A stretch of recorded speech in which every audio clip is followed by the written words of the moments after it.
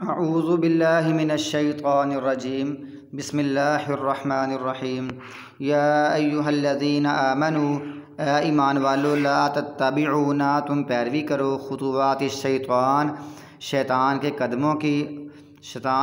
کے پیچھے مت چلو ومن یتبع اور جو پیروی کرے گا خطوات الشیطان شیطان کے قدموں کی فإنہ پس بے شک وہ تو یأمر حکم دیتا ہے بالفحشاء بے حیائی کا والمنکری اور برائی کا،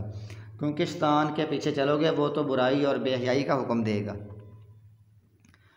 ولولا فضل اللہ علیکم ورحمتہ اور اگر نہ ہوتا اللہ کا فضل علیکم تم پر ورحمتہ اور اس کی رحمت ما زکا منکم من احد نہ پاک رہتا تم میں سے کوئی ایک بھی ابداً کبھی بھی، یعنی یہ جو لوگوں نے تہمت لگائی ہے اور صحابہ کرام بھی کچھ اس میں شامل ہو گئے، تو جب باقی لوگ پاک صاف رہ گئے نا، اس میں ان کا کوئی خود بڑا کوئی کمال کی بات نہیں ہے، یہ اللہ تعالیٰ کا خاص فضل ہے اور اس کی رحمت ہے کہ بندہ پاکیزہ رہتا ہے، ورنہ بندہ اپنی بڑائی یا اپنے کمال کے ساتھ پاک صاف نہیں رہتا۔ تو گویا کہ بندے کو دعا کرنی چاہیے، یا اللہ مجھے پاک صاف رکھنا، یا اللہ مجھے برائی سے دور رکھنا، ورنہ انسان کو اس کا دل اس کا نفس برائی پر ابھارتا رہتا ہے۔ تو یہ کمال نہیں ہے کہ بندہ کہے کہ میں بچ گیا، بلکہ نہیں، بندہ کہے کہ اللہ کا فضل ہے کہ اللہ نے مجھے بچا لیا ہے برائیوں سے۔ اللہ فرماتا ہے اللہ کا فضل نہ ہوتا، اس کی رحمت نہ ہوتی تو ان میں سے کوئی بھی پاک صاف نہ رہتا، کوئی بھی نہ رہتا، سب پھر الزام میں شامل ہوتے، الزام لگانے میں، تہمت لگانے میں۔ لیکن ولیکن اللہ، اور لیکن اللہ تعالیٰ یزکی من یشاء پاک صاف رکھتا ہے جس کو چاہتا ہے، اللہ کا خاص فضل ہوتا ہے۔ اگر ہم مسلمان ہیں، اگر ہم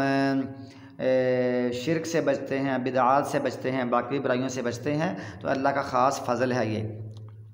یہ نہیں کہ بندہ کہے میں بہت نمازی ہوں، میں بہت پاک صاف ہوں اور فلاں بہت گندہ ہے، نہیں، ایسا نہیں کرنا چاہیے، بلکہ وہ کہے کہ اللہ تعالیٰ کا مجھ پر فضل ہے، اللہ تعالیٰ مجھے نیکی کی توفیق دیتا ہے، یعنی نیکی کی توفیق اللہ کی طرف اس کو نسبت کرنی چاہیے۔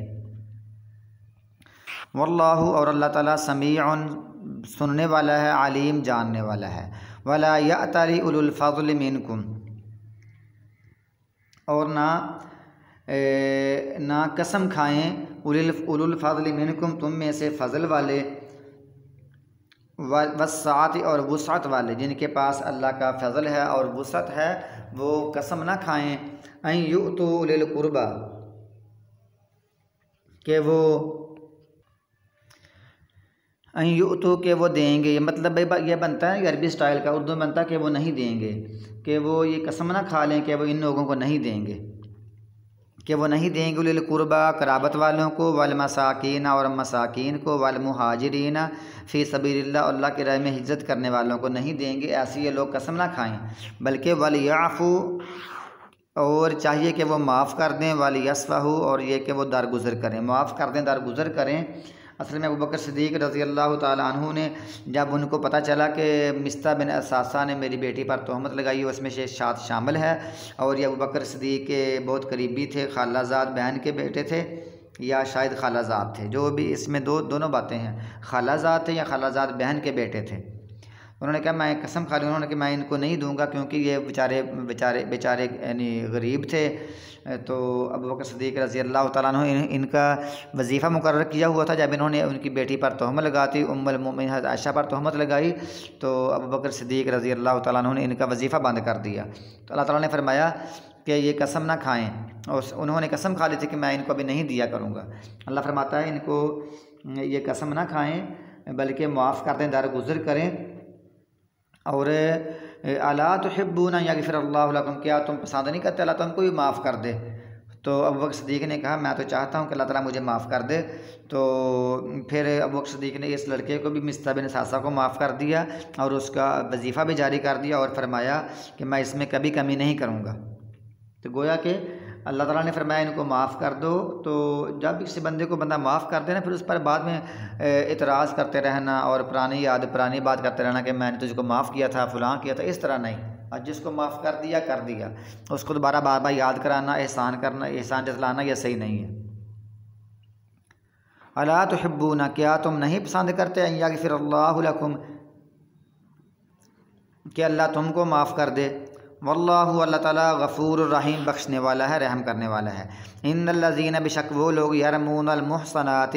جو تہمت لگاتے ہیں، المحصنات پاک دامن عورتوں پر، پاک دامن الغافلات بے خبر، یعنی ایسی عورتیں جن کو برائی کے بارے میں کچھ ان کا ذہن ادھر نہیں جاتا ہے، بھولی بالی ہوتی ہیں، ان پر تہمت لگاتے ہیں، مومن عورتیں ہیں، ایسے لوگوں پر لعنوا فی الدنیا والآخرہ، ان پر لعنت کی گئی دنیا میں اور آخرت میں، وَلَهُمْ عَذَابٌ عَظِيمٌ، اور ان کے لیے بہت بڑا عذاب ہے۔ ہاں کوئی توبہ کر لے اللہ تعالیٰ اس کی توبہ معاف کر دیتا ہے، اگر وہ توبہ نہیں کرتا ہے تو اللہ تعالیٰ فرماتا ہے اس کے لیے دنیا آخرت میں لعنت ہے اور ان کے لیے بہت بڑا عذاب ہے۔ یوم اس دن تشہد علیہم گواہی دیں گے، علیہم ان کے خلاف، السنتہم ان کی زبانیں، و ایدیہم اور ان کے ہاتھ، و ارجلہم اور ان کے پاؤں، بما کانوا یعملون جو وہ کیا کرتے تھے، اس کی وہ گواہی دیں گے، علیہم ان پر، اور ان کا اس کا معنی ہوتا ہے ان کے خلاف، ان کے خلاف گواہی دیں گے۔ یومئذ اس دن یوفیہم اللہ پورا پورا دے گا ان کو اللہ تعالیٰ، دینہم الحق ان کا بدلہ، الحق صحیح طور پر، یہاں دین کا معنی بدلہ، ان کو پوری پوری جزا دے گا، بدلہ دے گا صحیح طور پر۔ وَيَعْلَمُونَ اور وہ جانتے ہیں، ان اللہ بشک اللہ تعالیٰ هو الحق وہ حق ہے، یعنی حق والا ہے، یا وہ ثابت ہے، اللہ کی ذات ہے تو وہ حق والا ہے، المبین ظاہر کرنے والا ہے، بیان کرنے والا ہے، یعنی اللہ تعالیٰ حق ہے، اس کا معنی ذو الحق یعنی حق والا ہے، اور دوسرا اس کا معنی یہ ہے کہ اللہ تعالیٰ ثابت ہے، اللہ تعالیٰ ہمیشہ سے ہے،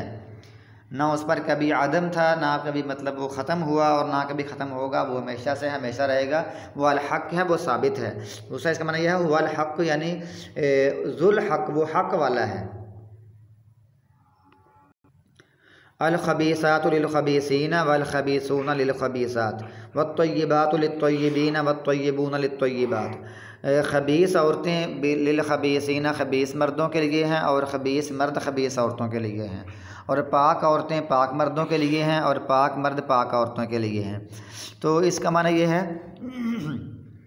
یہ انسان کی ایک نفسیاتی حقیقت بیان کی گئی ہے کہ جو خبیث اور گندے مرد ہوتے ہیں نا، ان کا نباہ ہمیشہ گندی عورتوں سے ہی ہوتا ہے، وہ ہمیشہ اکٹھے نہیں رہ سکتے کسی اچھی عورت کے ساتھ اور مطلب نیک عورت کے ساتھ۔ اسی طرح جو گندی عورت ہے اس کا نباہ ایک بدکار گندے مرد سے ہی ہوتا ہے، اچھے مرد سے اس کا نباہ نہیں ہوتا۔ یہ مطلب انسانی کیفیت کے بیان کر دی گئی ہے۔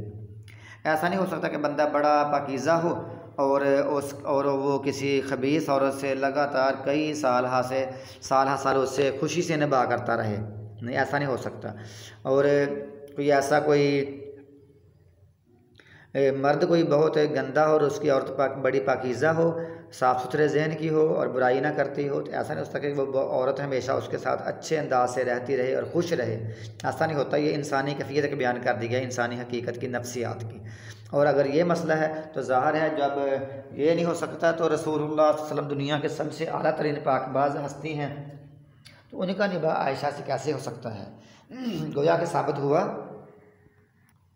کہ عائشہ بالکل پاک صاف ہیں۔ اگر عائشہ پاک صاف نہ ہوتی تو رسول اللہ صلی اللہ علیہ وسلم ان سے نباہ کیسے کرتے، ان کی زندگی کے ساتھ کیسے ان کے ساتھ زندگی گزارتے باقی۔